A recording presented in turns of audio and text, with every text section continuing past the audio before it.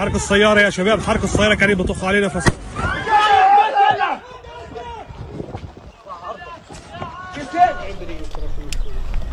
عماد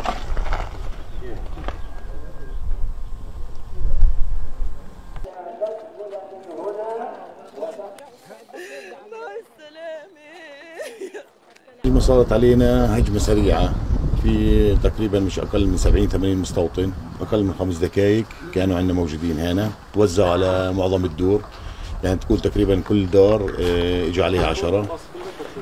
أول بلش في السيارة كسر الكزاز وحرك السيارة، اجى على البيت هان كان الشباك هلا بجور مفتوح، فكسر الكزاز ورمى قنبلة. كان في طفلة في السرير نايمة هنا عمرها شهر.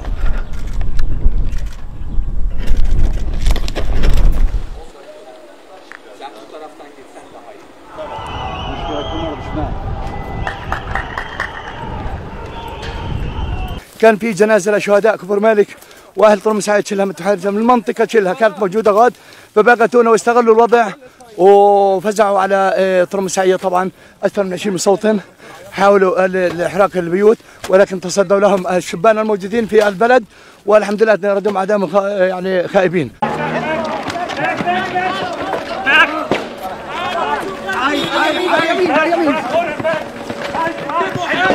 هاي